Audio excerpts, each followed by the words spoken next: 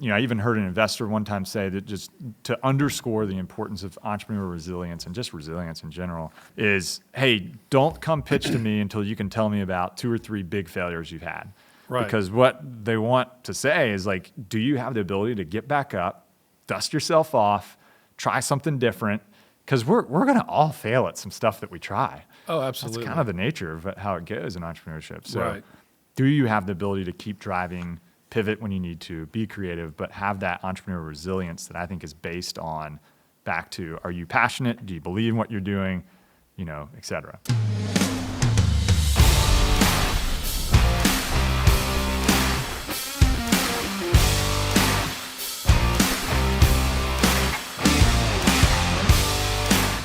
Hi, this is Stuttering Your Way to Success with Erik Weir, and my special guest today is Bryan Davis. He's Executive Director of the Hill Institute at Furman University. Right. What is the Hill Institute? Well, Erik, it's great to be here with you today. In short, the Hill Institute is an entity that's based on helping people launch successful blank. Okay. And we like to fill in that blank, but ultimately the goal is, can we create an entrepreneurial mindset? Because I believe that's what's going to be effective in wherever you go in life. Why are entrepreneurs so important in the U.S. or South Carolina? Well, I'll answer it from the U.S. first. Okay. And you'll appreciate this with all the business experience you've had, is that it's no surprise when you look at the data that as an aggregate, small businesses, startups, entrepreneurs are the source of net new job creation in the entire U.S. And so in my world view, if you will, is the critical importance of enabling and supporting startups and new ventures is critical to the economy. Yeah. That's how it works. Right. Do you see an area of focus, like it's technology or it's manufacturing, or, is there a focus, or is it kind of across the spectrum? Yeah. So, if you were to, let's take this snapshot of kind of upstate in South Carolina. We're we're extremely diverse economy, but it's significantly based in advanced manufacturing. We've got a demonstrated track record of that, back to even the textile days.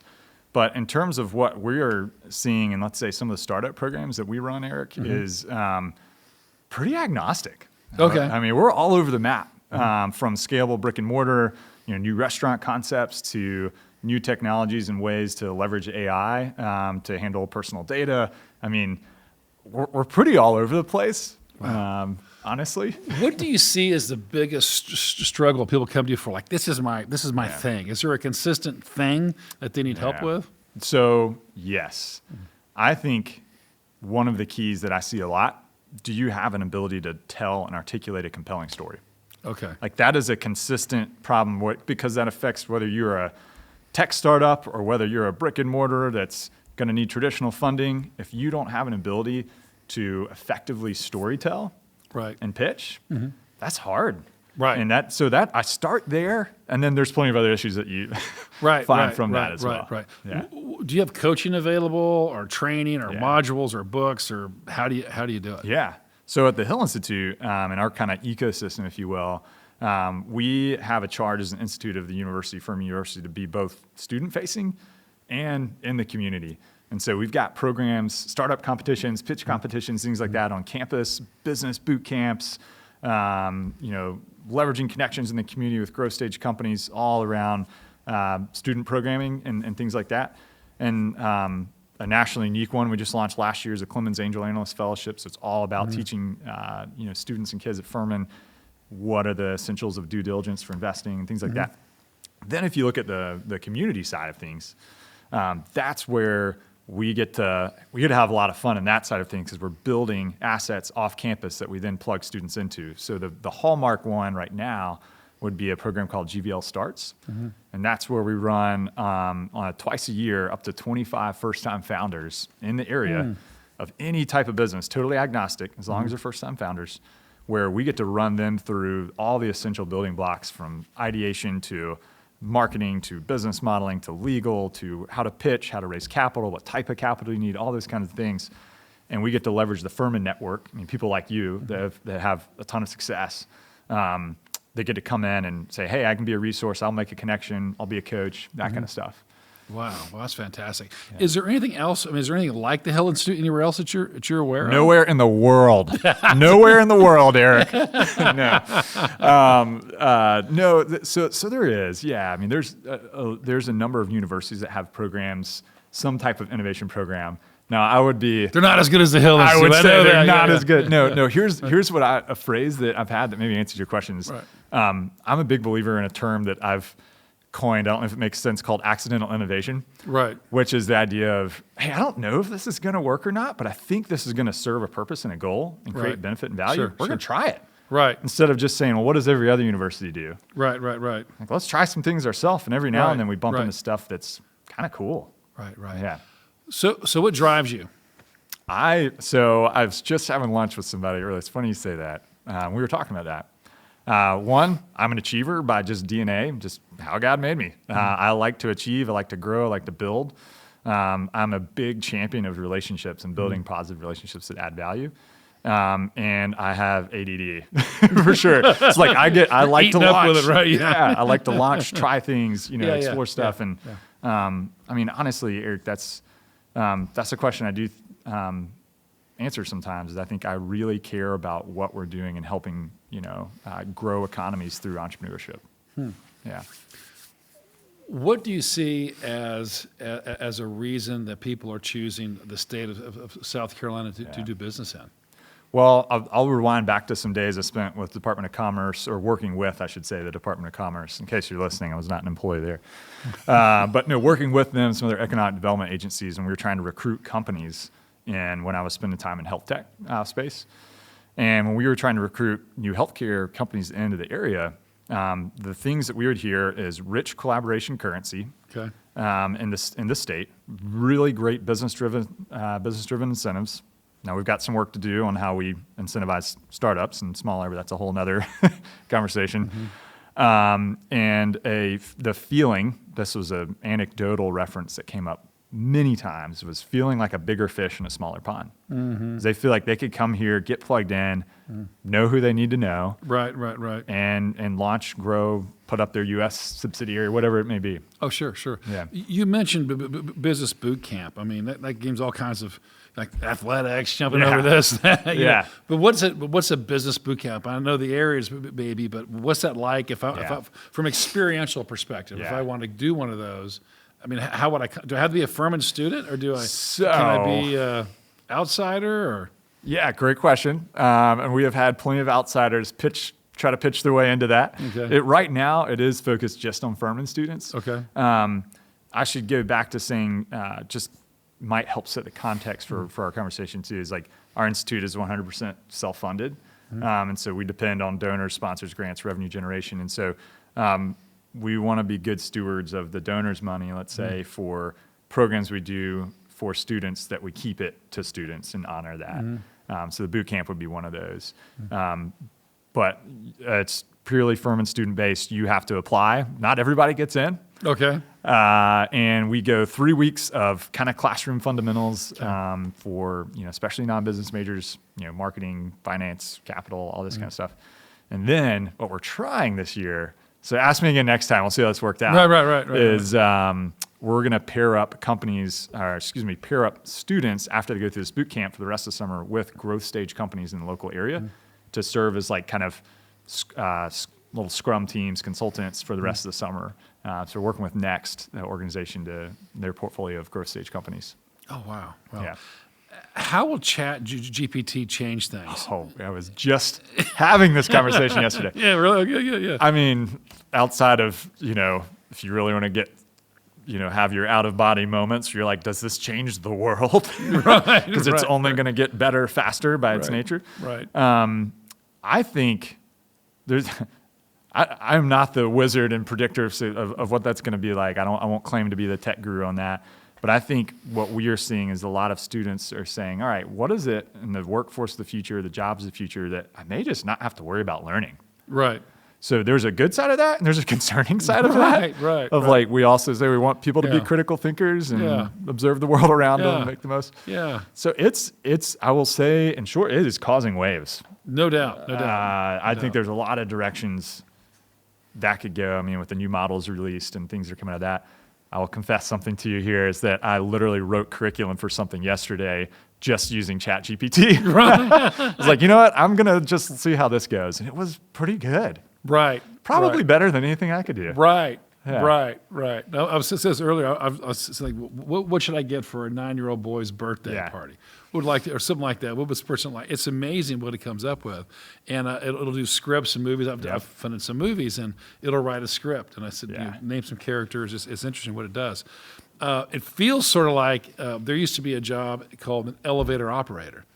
And I imagine there's some jobs right there today. You're like, I may be an elevator operator where this is not going to be needed as much anymore. So it is interesting. I think it creates opportunity, like you're saying, but it's going to be different. Your mileage may vary. Right, that's well said. That's well said. I think I heard there was a group I was speaking with in Tampa yesterday called Debut Labs. They're a startup kind of group, and they said there was some group down there that was actually joining on and piloting ChatGPT to be the CEO of a company and seeing how they could play with that. Wow. Stay tuned. Interesting. So let's say I'm listening to this. I'm a budding entrepreneur, but I'm not a Furman student. Yeah. I want to learn. Are there books? Are there resources? Or things I could think about? Any suggestions? Well, outside of the plug, I would say, on just programs that we do that are totally open to the community. Okay. Well, that's fine too. Tell us about those. Well, so that would probably be the best starting point. And so back to that GVL Starts program, really top of the funnel stuff, if you will, where it's those first time found all kinds of different business ideas, some crazy ones, some great ones, some that have been successful already, some that have been failures. But see, like reading scripts, I understand. Yeah, right, perfect right, analogy. Right, so. That's the easiest way to plug in, Eric, for stuff that we're doing, because from that we will say, hey, here's some listed podcasts that you should check out. Here's some books to check out. But that gets you plugged into really the three things that I see a lot of founders needing. And this includes students. So we have students that come into this program as well, if they're ready. But the three things are the right training and expertise, the right connections, which I know has been a huge part of your success too, and access to the right kind of capital. And if we can address at some level those three things. How do you find capital? I've heard that a lot. You may know we're doing I'm giving away $30,000 in the 30K Power Up. So it's the first one. Hopefully we'll do lots of more, maybe different prizes. But in this one, and much like what you're doing, and I know we've talked, but it's trying to encourage entrepreneurism, and this is really anywhere in the state of South Carolina for any company that has had less than $500,000 in funding. We have a contest, and you submit applications, and you can find it on my website, ericweir.com, or Google it, 30K Power Up. But the idea is to encourage people to be entrepreneurial. Yeah. And the prizes are there's money prizes, there's also free office space prizes, and there's a mentorship. And I had a guest earlier today, and in the application, I was wrongly thinking people were most interested in capital because it's so hard to find capital in certain times for business. But they were actually most interested in the mentorship. Yeah. So who were your mentors? Yeah. Well, we have a large rotating list. And side note, plug for your 30K Power Up too, is that we actually have a few people that have been graduates from this startup program we run that I know are going to be applying for that as well. Great, so, great. Thanks for providing another resource for them. Oh, sure. But so mentors we source really from a variety of ways. Furman Alumni Network, people like yourself who are connected to it that just have rich.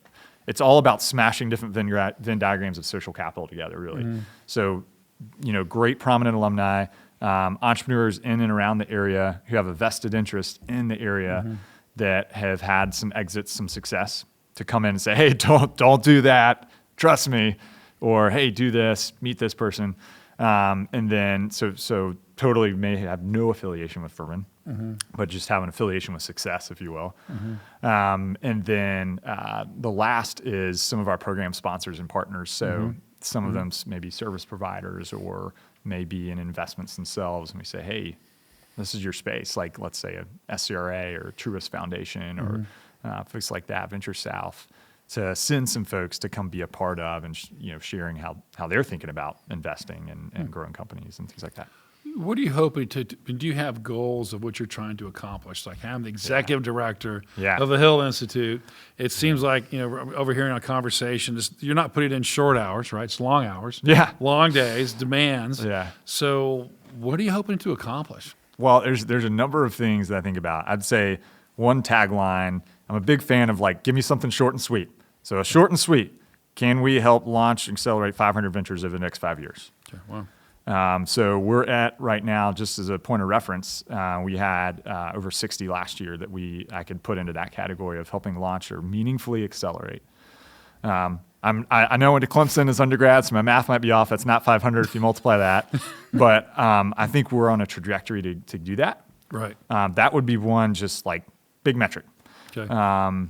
The other I would say is, can we at Furman and Hill Institute have national recognition for the stuff that we're doing in this space, and be a go-to, at least in the Southeast region where Furman has kind of a rich connectivity, to be the place to recruit entrepreneurially minded students, people that may already have ventures, say, where do you want to go?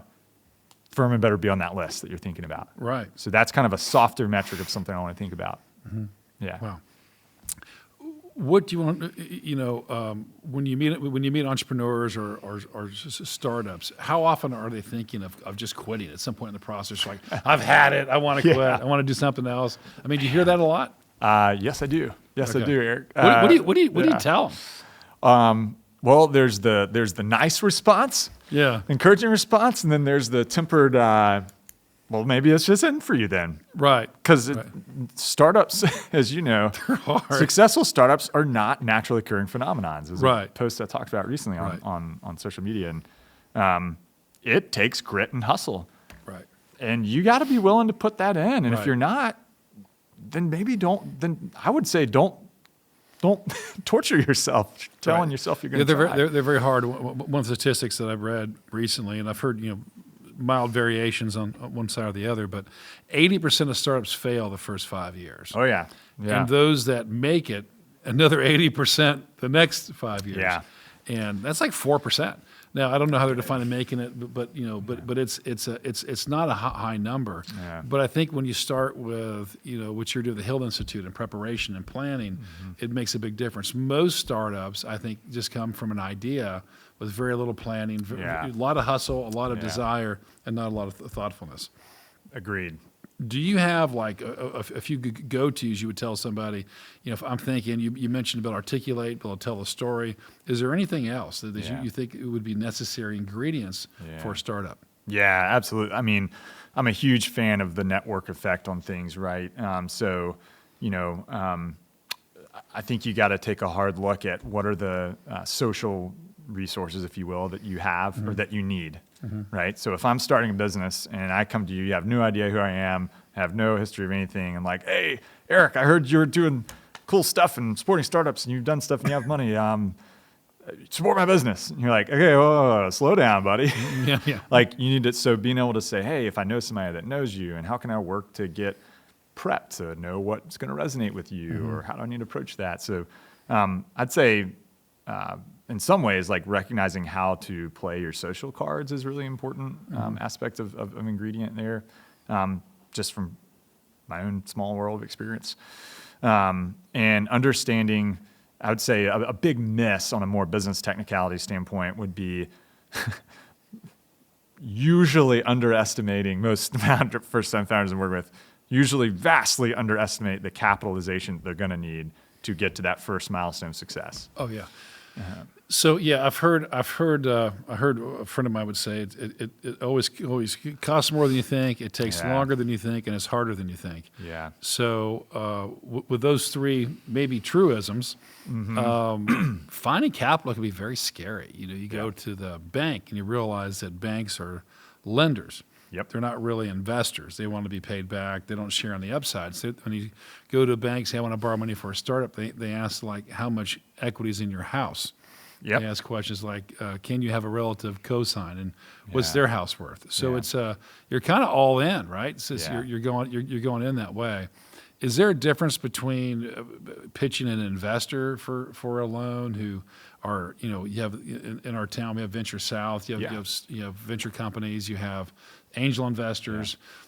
Maybe walk us through from what's an angel investor, what's a venture capitalist, and family money, or or a bank? Is there advantages or disadvantages with any of those in your mind? Yeah, great question. So that's a topic we do explore a lot, and we hit actually a couple of nights talking about just that in part of our startup program that we do for students and in the community. And what I have seen, at least, as common threads are, I'll answer it in a couple different ways. First would be, whether it's equity-based investment or debt-based investment you're talking about, both are going to look generally at the same kind of stuff, which is the 5 C's that you hear often in banks. Your character, your collateral, your credit, conditions, all that kind of stuff. Investors look at the same thing, really, in general. So understanding the common baseline is great, but then you got to understand, do you actually need equity investing? Because that's, frankly, really expensive. If you don't need it, don't get it. But so that's back to understanding the capitalization needed to grow and start. The other thing is you can really mess yourself up bad, both legally and just from a practical launch point financial perspective, if you, let's say, have a bunch of do the wrong thing on a crowdfunding thing and then go pitch to VC because you're an equity-based high-skill startup. Well, they're going to look at your cap table, not to get too in the weeds on that, and be like, hey, whoa, what's all this mess over here? And they're not going to touch it because of something that happened over there. And so having some base level education of understanding, one, are you going to need equity-based investment? Because that's going to put you on a different pathway of how you need to set yourself up. Or are you going to be more traditional debt-based SBA loans, lending institutions? Right. So that's a good thing to start understanding of. No doubt. I had someone come to me maybe 2 weeks ago, and they were going to sell 60% of their business on their very first round. And I'm like, okay. Wow. And I said, stop, don't do that, no matter what. But I said, before I say stop, tell me about your investors. Do they have connections in your field? Do they have resources? Do they have expertise? Is there more capital behind it? Can you buy them out? I'm like, well, I didn't think of any of that. Well, just let me know. And what they ended up saying is they're not experts in the field. In fact, they just like the person. So they're going to give them, $800 money to just buy 60% of their business. And you're like, will you ever need more money in the future? Oh, absolutely. Okay, well, that's going to be a problem, because you've sold it. And I think for some people just watching the show Shark Tank could be very educational, in learning what they look for. But you have to maintain your equity. You're sparing with. It's very expensive because it's a partner, right? And partners. I heard someone say the only ship that doesn't float's a partnership. That's pretty funny. I have to steal that. I have to steal that one. I like it. But they're great partnerships also, right? Yeah, they really are. But there are some that don't work out so well. And I think the idea is, how do you maintain equity, maintain vision, consistency? And just about anybody says if you have too many chefs in the kitchen, it spoils the stew. So your point of SBA loans, how do you find SBA loans? I mean, how do you do that sort of thing? Yeah. So a big part of I'll step back and say part of what we're doing at our institute at Furman is to have an accurate inventory of the assets around us and resources. One of which would be that. So specifically, let's say that Community Works is a great SBA lender. There's First Community Bank. I mean, there's a handful of some in the area that pride themselves with a focused track record and success rate of SBA loans. So part of that's just us getting out and getting to know who's playing in that space. Right. Do SBA loans? I guess they're backed by the government. Or they have advantageous terms over just a traditional loan? Usually, it's I'm not. I won't claim to be an SBA expert, but my understanding of it is that it's basically you could get a loan. It's going to be a little bit higher interest rate than, let's say, if you had qualified for a traditional loan. But it's for people that otherwise weren't going to qualify for a traditional loan. So they realize there's some risk, and that's reflected in some of the interest that's attached to it, I believe. Have you ever come in one day and just want to throw your hands up and say, "I'm done"? I did that as a joke one time to my team, and I said, "Hey guys, I'm out. Yeah, peace out. It's been fun, but I'm out. I've finally got on something big." No, I honestly love what I do, Eric. We have a lot of fun. Right. We have a really positive culture, and at the end of the day, if you don't enjoy, I realize that not everyone gets to do something that they would wake up and say, I enjoy it. I can honestly say that. That's great. And so I love what I do. I love what we get to be a part of. And we have an awesome team that laughs and jokes and, has some fun together while we're doing it. That's great. So when businesses start, is it usually just one? Are they usually sole practitioners, or do you have like 3 people? And how quickly do companies? I know it's different businesses would grow at different rates, but I mean, do you see growth coming with folks? And how do you manage go from version 1.0 to version 2 or 3? How do you do that? Great question. I'll let you know when I figure it out. No, Sure. I'll tell you. That's why I'm asking, right? Yeah, I'm not going to share that publicly here. That's no. Part of what I see in that is, to your point, different companies based on their tech or their assets are going to grow at different rates naturally. But what I have seen is that if you have a co-founder, and I'm sure there's plenty of data and stats on this, but I always encourage people to find a co-founder that has complementary different skill sets. Okay, that's good. That just takes you further. It's even back to the question you were asking earlier of when you want to throw in the towel, having somebody else that's got skin in the game with you say, "Oh, we can do this," or you both are like, "Yeah, you're right. This is bad." But I think that's really important and has a strong indicator on success and the speed of success that I've seen. So it's all over. I don't know if that answered exactly your question. No, that's good. That's good. Is there a characteristic that resonates, consistently with people who achieve? Relentless. Relentless. Okay. That's just the first word that comes to mind. Yeah, that's a good one. That's strong. Yeah. No matter what it takes. One of the great entrepreneurs, Elon Musk, you hear like he thought he had a 1 or 2% chance of Tesla being a success, but he did it because it was fun. Yep. And he knew he would go all in. And now look at it now. It's amazing to see. But relentless. I hear that a lot. The inability to quit, surrender. Also, what I hear a lot about is important to, like, from what you're saying is know what you know, because how would you know to get somebody else, but know what you don't know. How do you find that person? That's like, that's the yin to your yang, so to speak, in business. Honestly, that's a challenge. Like I'm curious what your perspective is on that. I have personally walked through that very real, almost linchpin, jump off point challenge with a number of founders, some recently, that need a tech founder, and it's hard because you network. You go, hey, there's this tech group over here. Here's these tech founders I know. You talk to all of them. Right. You buy a lot of beers for people. Right. And then you still end up with nobody that's willing to jump off and take the same risk that you're taking. Right.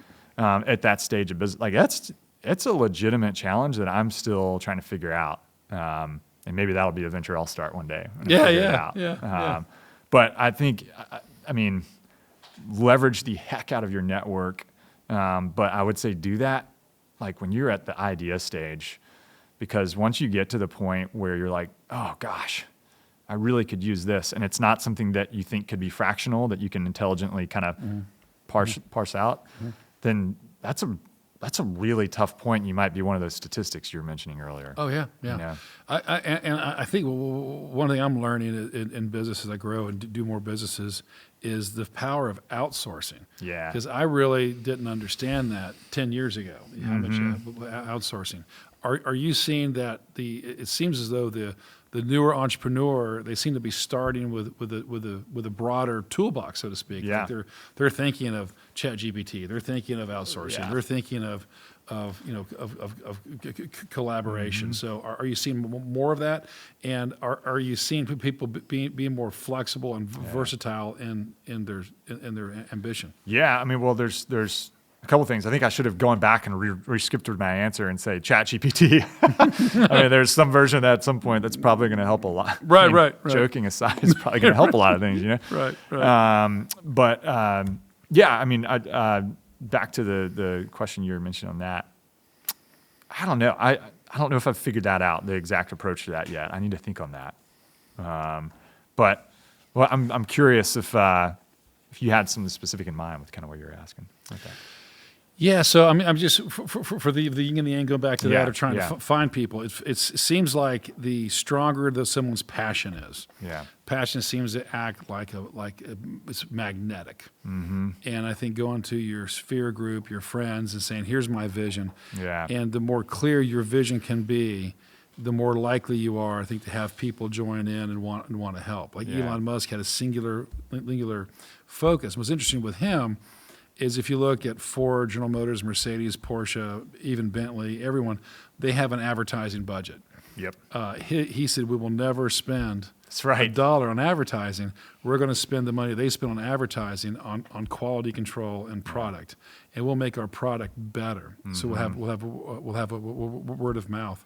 And it's interesting. I think passion, and when you said it this way, you're like being able to tell the story, but articulate. I think that's very powerful. I was contacted just a couple of days ago. I said it before we came on. It was kind of funny. I get this Instagram, these pictures of these two little girls, right? They're the Lemonade twins, right?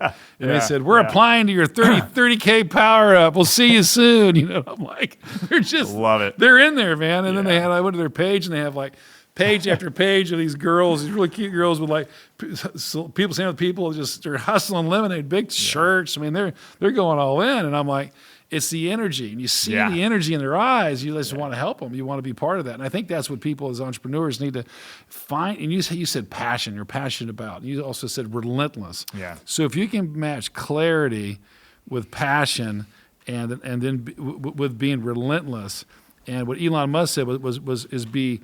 Was actually Jeff Bezos. He said, "Be focused on the end. You know, be focused on your vision.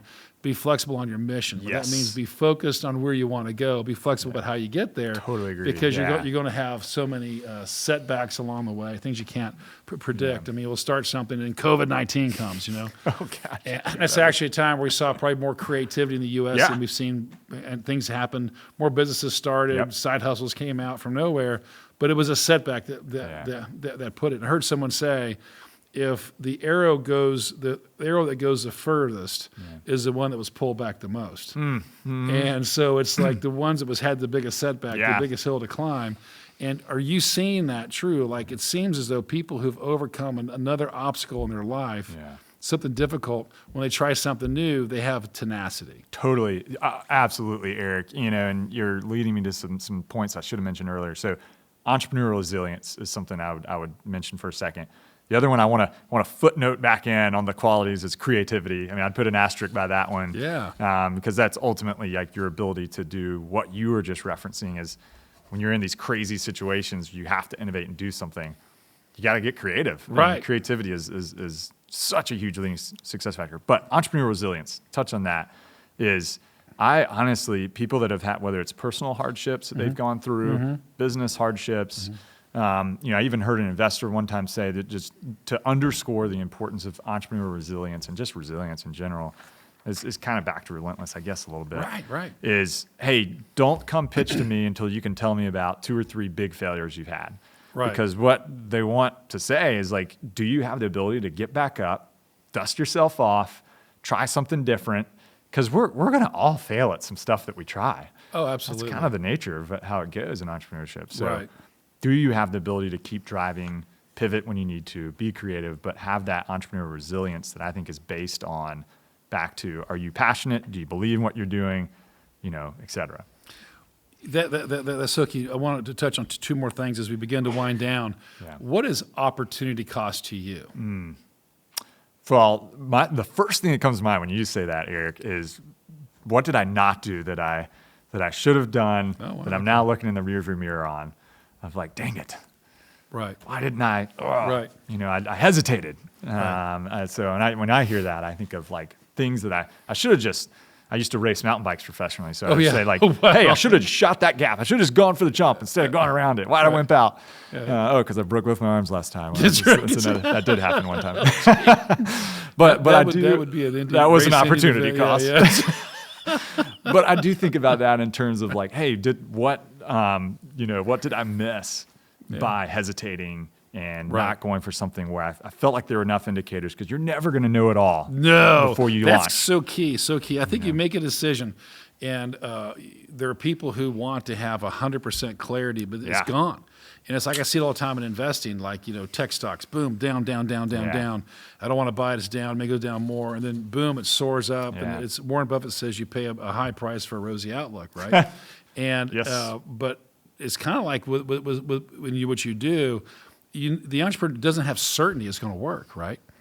If they do, then they're lying. Yeah, I know. So Then you don't trust them. Exactly. You're definitely not trustworthy. Yeah. So opportunity cost. Another way, I think, if I'm sitting in a job, and I'm like, and there are people who absolutely should, stay employed because it suits their Yeah. disposition or constitution better, and for a lot of people actually. But then there are people in that position that are saying, well, I'm making whatever X wage, Yeah. but if they would have made X plus Y. And an example I ended up talking to somebody is they were before they were an assistant in a real estate company, and they said, well, what I think I could be a realtor, but I'm making a wage that I need to have to afford my apartment, my car, but I want to be a realtor. But so when they ended up becoming a realtor, they found out that there was a cost they paid that they didn't know they paid, because they actually were good at it, because they were sat there, they'd learned from other people, they'd seen it, almost like a mentorship being there, Yeah.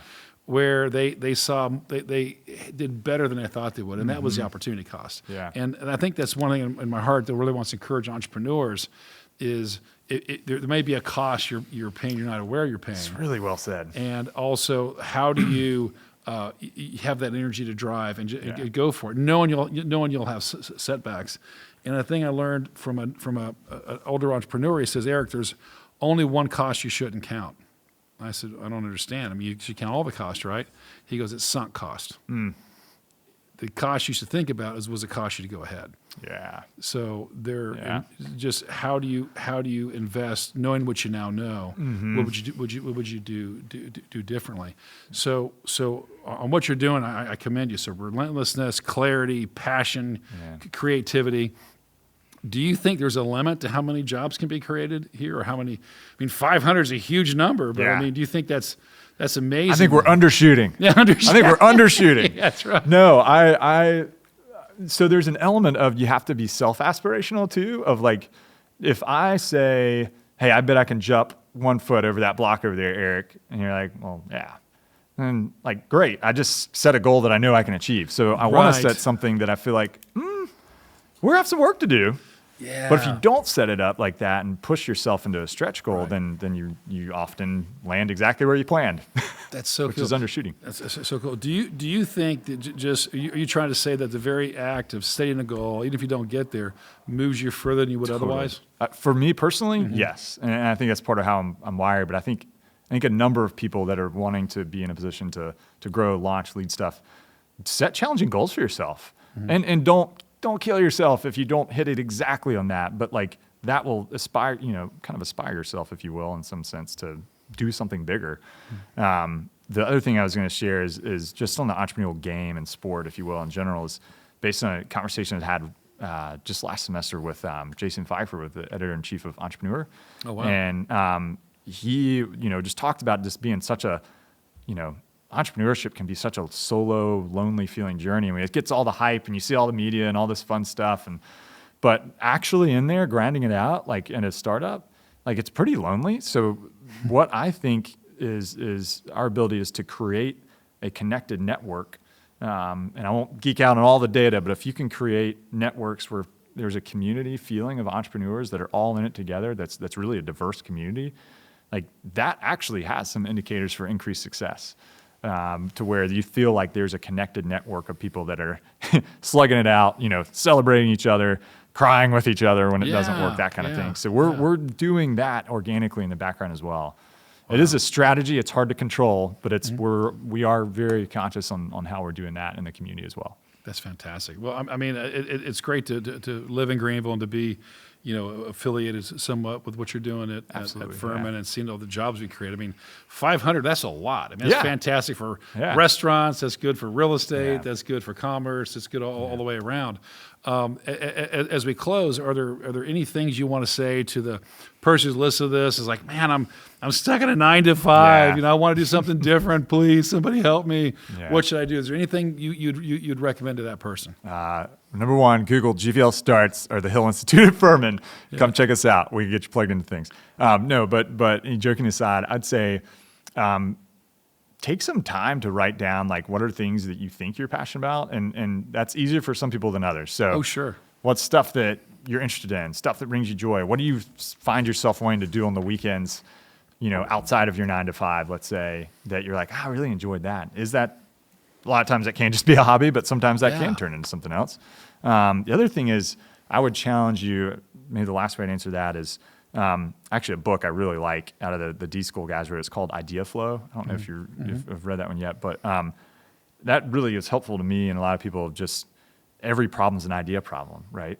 And so the quantity of ideas equals the quality, as they say a lot in that book.